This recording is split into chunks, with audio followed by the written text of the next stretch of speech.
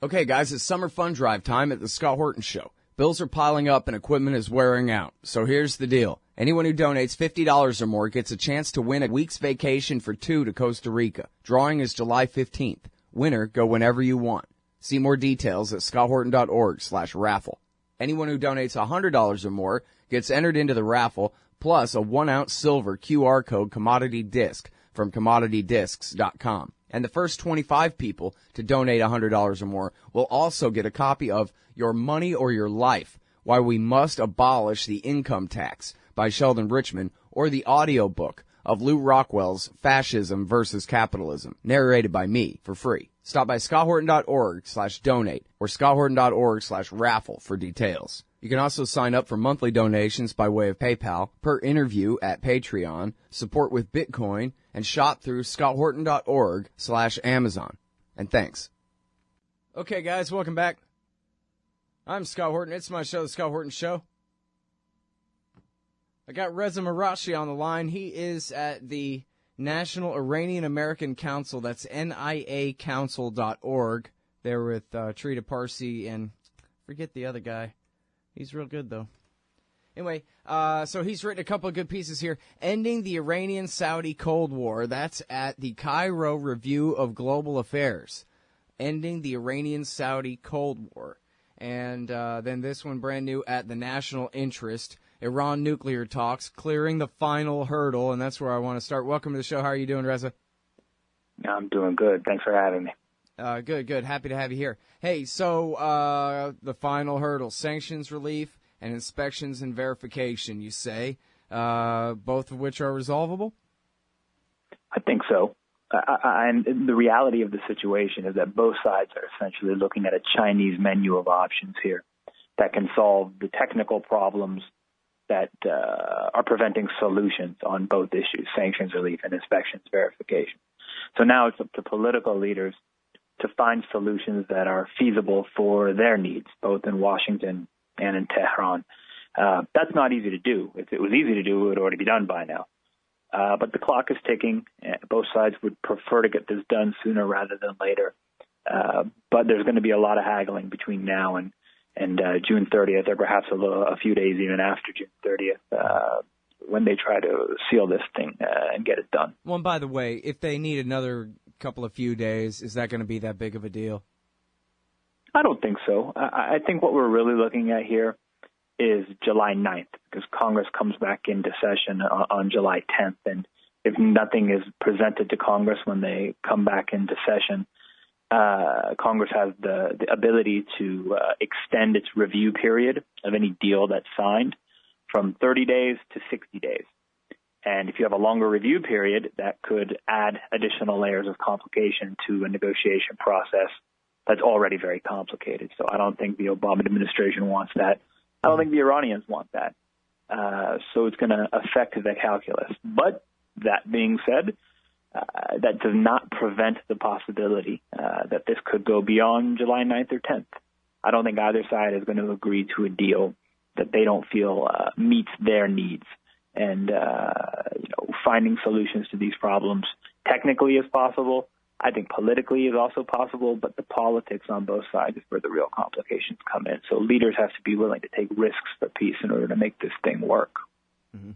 All right, well, so in your article you say when it comes to sanctions relief, there's some things that can be done immediately and hopefully enough to make up for the fact that not everything can be done immediately, and you're differentiating between the U.S., EU, and UN levels of sanctions. Is that it?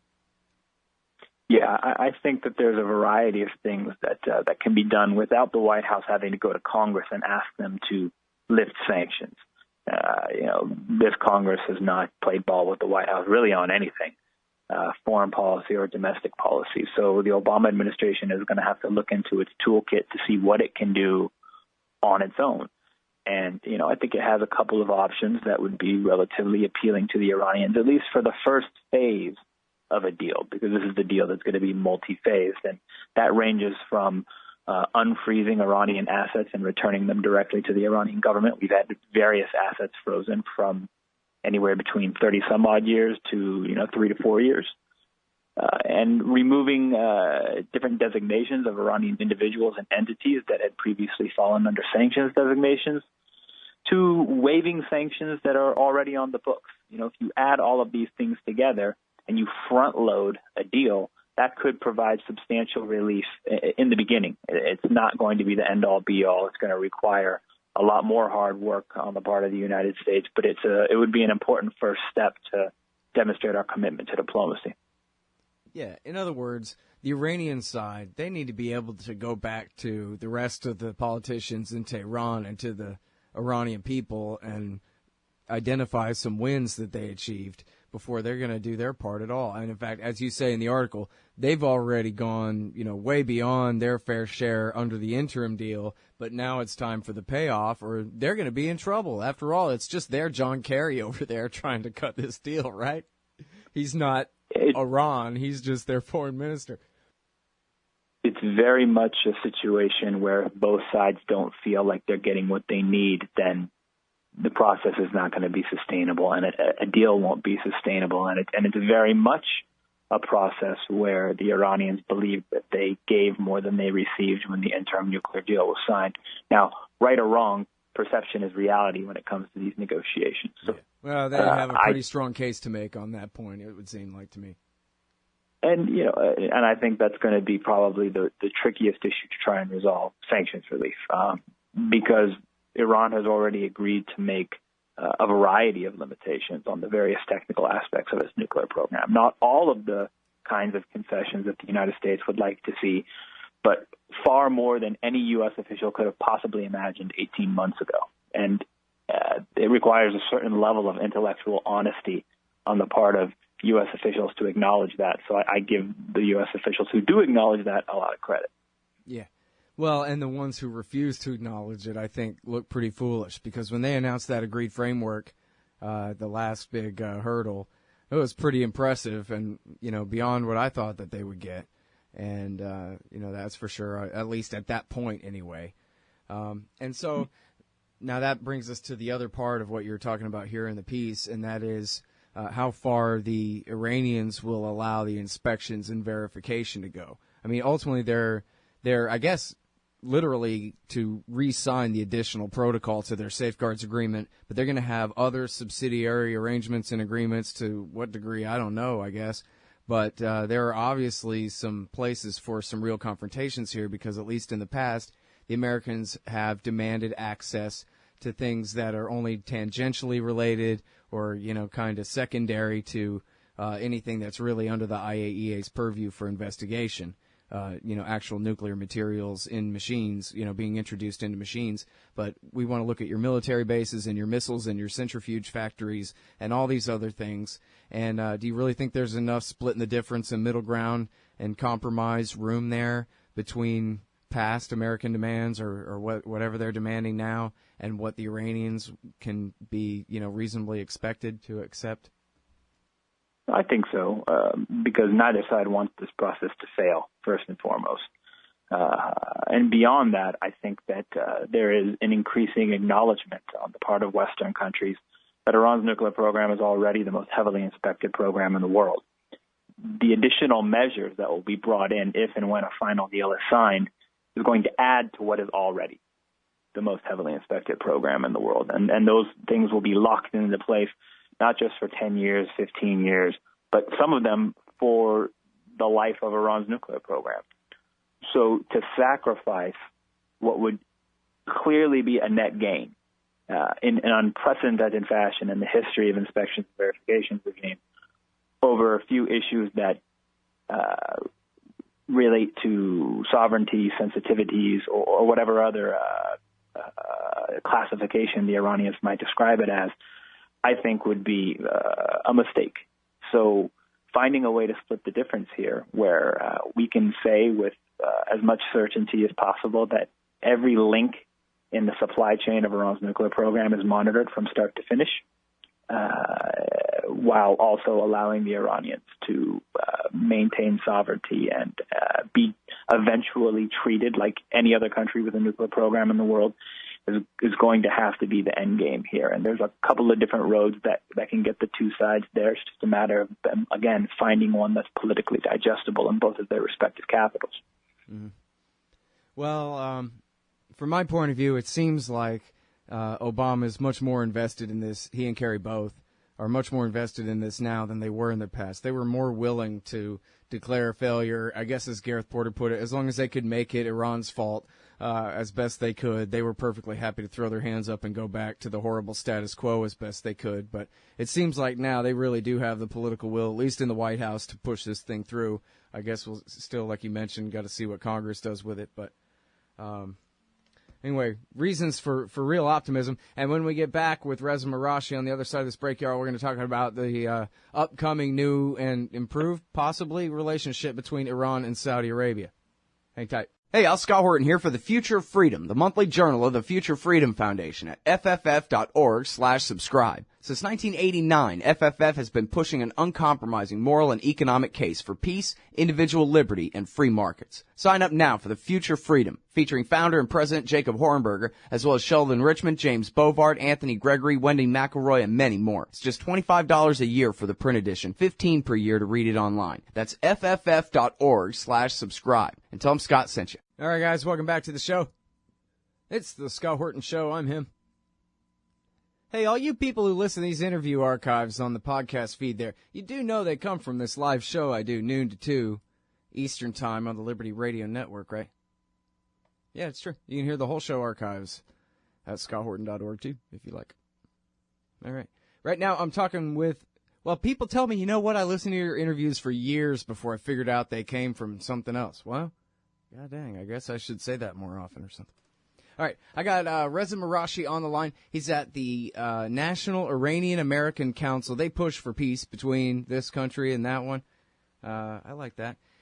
He's written a couple of very interesting pieces for your brain here. Iran nuclear talks clearing the final hurdles is one, and then we're about to get to this one on Iran and Saudi in a second. But I wanted to ask you here about this dispute resolution joint commission that you propose here, that maybe if we can't quite get the PMD issues and the inspections worked out by the deadline, maybe we can create a little commission, kick the can down the road a little bit, but then they'll have the flexibility to go ahead and resolve the issue, but it'll already have the big red stamp of approval on it by then. The final deal will. It'll just include this commission, and we'll relegate these issues to this kind of lower status, which I'm all for, kind of, except it seems like it might be a tripwire there, where if the Iranians push back at all, then all the Republicans can say, after the final deal is signed, oh, no, look, they're cheating. Oh, no, they refuse to go along with their agreements and blah, blah, blah, and that could set us up for a problem. But maybe I'm missing something. What do you think? Well, I think you're going to have Republicans and probably even some Democrats sniping at any final agreement that might be signed, no matter what happens. But I don't think most members of Congress, really any members of Congress, are going to be in a position to gauge what is or is not a violation by the Americans, the Iranians, or anyone else that's party to this deal, unless they're briefed by the negotiators who have the access directly to the classified information that Congress otherwise is not able to have. So, at the end of the day, if some kind of joint commission is put together, it's going to be the responsibility of Iran and the P5+1 countries to figure out how they, parse through the issues that would come to the Joint Commission. So if some countries in the Joint Commission decide that, for example, Iran has committed a violation, then how do they decide as a commission together if, in fact, it is a violation? How do they decide what kind of penalties will be brought forward? Is it going to be one penalty by any side and the whole thing goes to hell in a handbasket? There's no more deal? Or is there going to be a menu of options that, lead up to perhaps abandoning a deal, but that's not the first step that you go to, right? So maybe there's some kind of sanction. Maybe there's some kind of penalty. These are the kinds of things that they have to parse through here, that have to get the approval from all of their respective political leaders, which, of course, makes it complicated. But the idea here is that they decide together what constitutes a violation the same way that they decide together what constitutes success. That way, you either win together or you lose together. Yeah. And that actually increases the likelihood of success. Yeah, that makes sense. All right, so let me ask you this now. What happens if the talks fail? And I'll go ahead and take, oh, no, they're going to make bombs and there's going to be a nuclear war and attack on Israel off the table, because we all know that that's a fantasy. All they ever had was a safeguarded civilian nuclear program. But the politics of failure on either sides could go all kinds of ways. But are you worried about what might happen? Yeah, I'm very worried about what would happen, because we were at the precipice of war just a couple of years ago, and we got lucky, frankly. And I don't even believe in luck. Luck is for losers. But we got lucky that both the United States and Iran decided to step back from the brink and try this whole diplomacy thing that had never truly been tried in any kind of serious and sustained fashion. Now, it took us quite a long time to get to the brink of war. If the negotiations fail and there's no deal, it's not going to take the same amount of time, years, to get back to the brink of war. It's going to get back to the brink, I think, much, much quicker. And not only will we get back to the brink of war much quicker, but the forces of sanity and pragmatism, moderation, call it what you will, in Washington and in Tehran and in other capitals that helped get us to the precipice of not war, but a diplomatic solution. If the deal fails, they'll be emasculated. So there's not going to be that line of defense, that line of sanity, that line of pragmatism standing in the way. It's going to empower the worst elements on both sides, and I think that gets us to war, or at least the potential for war, much, much quicker and in a much more serious and real way. All right, but here's the thing, though. Specifically speaking, I know the Americans can just make up things and launch wars if they want to. I'm not discounting that. And I know it wouldn't be exactly status quo. It would be a whole new world we live in if the talks fail. But on the other hand, do you think it's automatic that they would say, well, that's it. We've had it with the Non-Proliferation Treaty and the Safeguards Agreement, and we're going to go North Korea and start making nukes now? Because I don't think they would.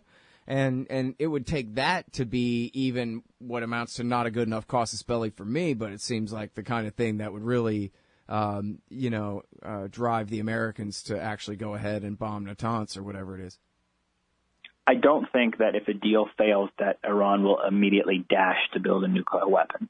I think that there are a handful of steps that happen between diplomacy failing and a potential Iranian nuclear weapon being constructed. But you just think the Americans will attack them anyway? No, I don't think that will be the first step. It doesn't matter if you have a Republican president or a Democrat president. I don't think they're going to want to immediately go to war.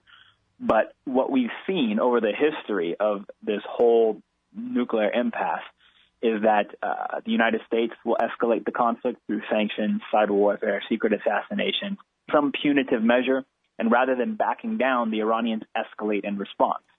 So you have this cycle of escalation that moves both sides closer and closer to war, because neither side backs down. And as you said, the sides that always preach that they only understand force would be the winners politically on both sides of the fight in both countries, too, going into the crisis, into the new crisis. Exactly. So I think both sides understand this. That's the kind of outcome or scenario that they're trying to avoid. But the only way to avoid it is to continue producing success at the negotiating table. Yeah.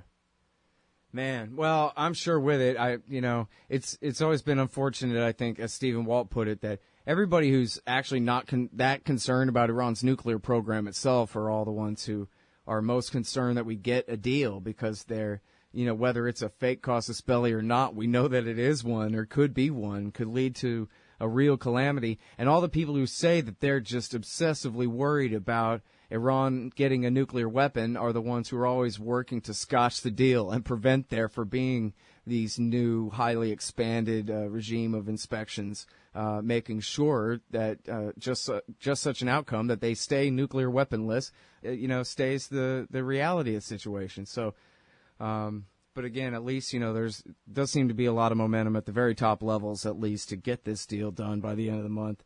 And I'm still optimistic on that. I'm not optimistic on the clock, though, Reza. The drums are hitting, and so we got to go. Unless you could stay one more segment to talk about Saudi, or do you need to run? Yeah, I can stay and talk a few more minutes about Saudi. It's no problem. Okay, cool, because it's this great article you wrote here, and I want to hear what you say all about it. It's Reza Marashi, formerly at the State Department, now at the National Iranian American Council, writing in the National Interest and the Cairo Review of Global Affairs. We'll be right back.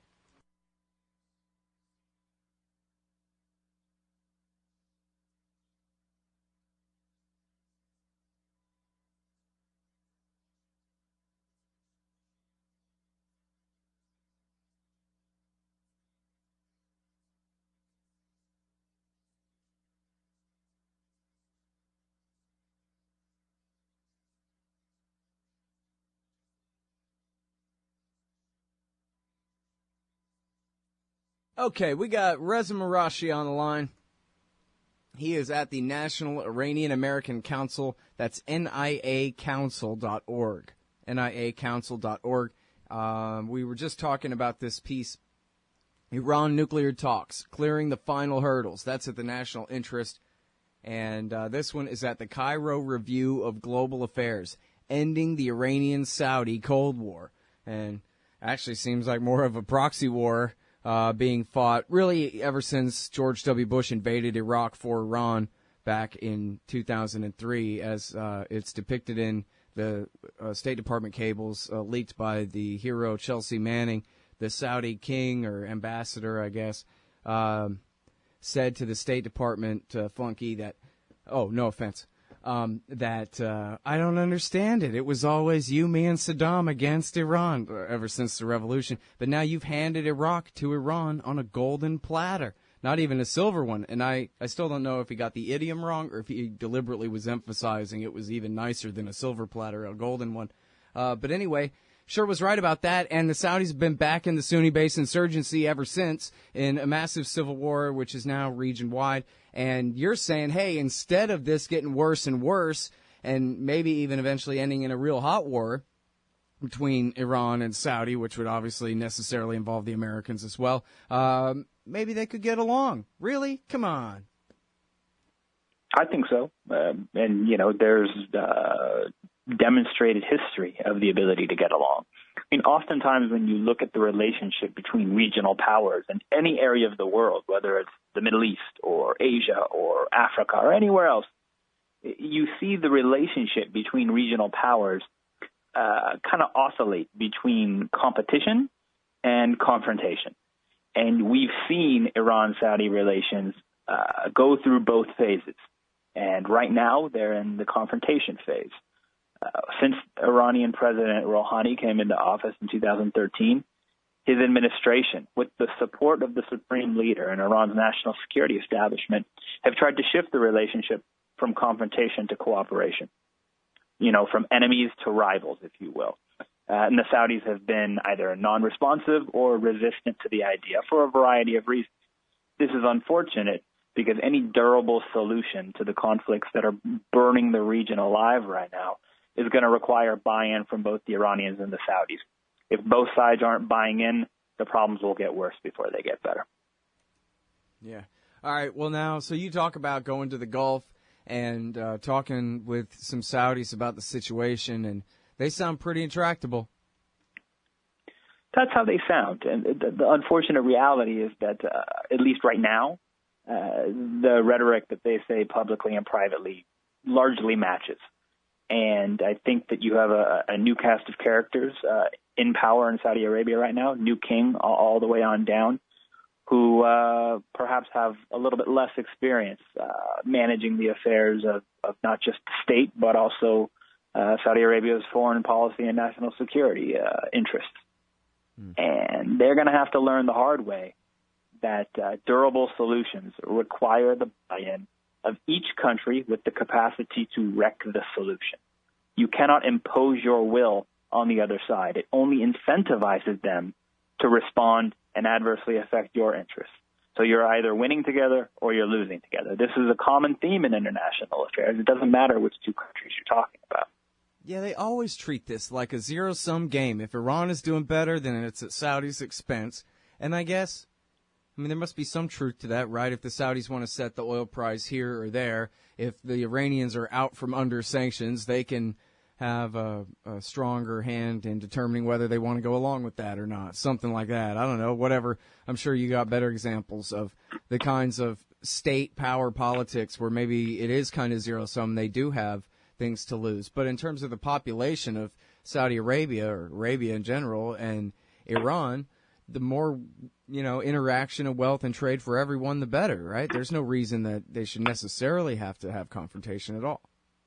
Exactly. There's nothing inherent that would require the two sides to be in a permanent state of confrontation. And as recently as 10 to 11 years ago, both the Iranian government and the Saudi government, and I mentioned this in the article that I wrote for the Cairo Review, both the Iranian government and the Saudi government made the strategic decision to abandon confrontation and instead try and promote cooperation. And they very publicly announced policy initiatives to go in that direction.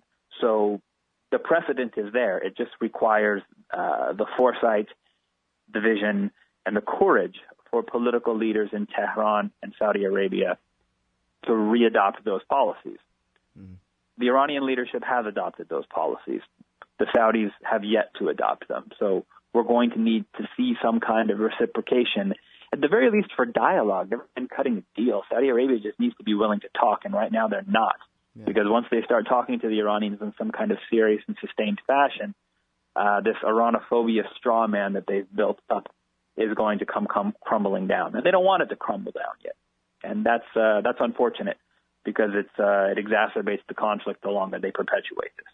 Yeah. Well, now, on the other hand, are you sure it's true that the Iranians have been so willing to get along? I know the Saudis' view, as you quote in here, too, is, they sound like Krauthammer. No, the Iranians are building an empire. They're on the march. They're going to dominate the region. They're in Sana'a. They're in Baghdad. Never mind how they got to Baghdad. And of course, the terrible war going on in Syria. And they're building a gigantic empire. And you just want to characterize that as trying to get along, and the Saudis as the intractable ones. But is that fair? I think it's fair because there's a handful of examples over the past 18 months that demonstrate the Iranian intent and the Iranian desire to hit the refresh button, hit the restart button on their bilateral relationship with Saudi Arabia. They've extended the olive branch numerous times, not just rhetorically, but also through concrete action. The Saudis have not responded in kind. And it takes two to tango. It's that simple. Can you give us some examples of those? The recent Absolutely. Absolutely. President Rouhani's first press conference that he gave immediately after being elected and immediately after taking office, he prioritized improving the relationship with Saudi Arabia as Iran's top foreign policy priority. So that's the rhetorical initiative. They followed through by sending the deputy foreign minister to Saudi Arabia. They followed through by sending the Iranian foreign minister to King Abdullah's funeral in Saudi Arabia. They followed through by the Iranian foreign minister reaching out to his Saudi counterpart, unplanned and unsolicited, at the UN General Assembly. So you have three examples of outreach right there where the Iranians have tried. And you also have, according to European officials that I've spoken to, two Iranian efforts to reinvigorate relations through what's called track 2 diplomacy. And the Saudis have been non-responsive. So really that's five examples of how the Iranians have tried to reach out. Well, I think I have a sixth, too, would be Rouhani and the speech that he gave right after they announced the agreed framework. He said he wanted to, start anew with relations with all the neighbors, which obviously meant Saudi first and foremost.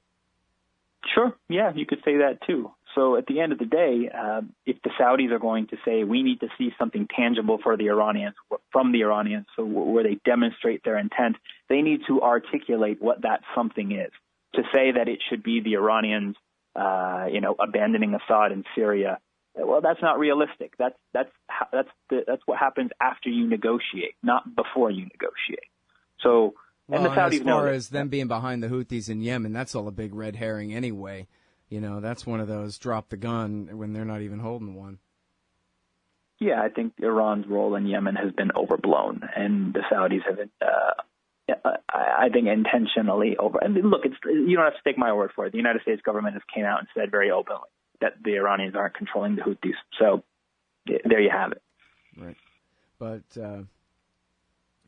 We're still helping the Saudis bomb them anyway. Not that they even need that cover story. They apparently don't even need a cover story. We'll just go ahead. Well, what the real hope is that cooler heads prevail so that innocent people don't have to continue to suffer. The Saudis have a better way. They have a way out. And the United States actually deserves some credit because privately we've been trying to encourage the Saudis to take that way out. Well, while our guys are helping them pick their targets, according to the Wall Street Journal. But anyway, hey, thanks for your time. Great to talk to you again, Reza. Appreciate it. Reza Marashi, Much everybody. appreciated. Hey, all, Scott Horton here for Liberty.me, the social network and community-based publishing platform for the liberty-minded. Liberty.me combines the best of social media technology all in one place and features classes, discussions, guides, events, publishing, podcasts, and so much more. And Jeffrey Tucker and I are starting a new monthly show at Liberty.me, Eye on the Empire. It's just $4 a month if you use promo code SCOTT when you sign up. And hey, once you do, add me as a friend on there at scotthorton.liberty.me. Be free. Liberty.me. So you're a libertarian, and you don't believe the propaganda about government awesomeness you were subjected to in 4th grade. You want real history and economics. Well, learn in your car from professors you can trust with Tom Woods' Liberty Classroom. And if you join through the Liberty Classroom link at scotthorton.org, we'll make a donation to support The Scott Horton Show. Liberty Classroom, the history and economics they didn't teach you. You hate government? One of them libertarian types? Or maybe you just can't stand the president, gun grabbers, or warmongers. Me too. That's why I invented LibertyStickers.com. Well, Rick owns it now, and I didn't make up all of them, but still, if you're driving around and want to tell everyone else how wrong their politics are, there's only one place to go. LibertyStickers.com has got your bumper covered. Left, right, libertarian, empire, police, state, founders, quotes, central banking. Yes, bumper stickers about central banking. Lots of them. And, well, everything that matters. LibertyStickers.com. Everyone else's stickers suck.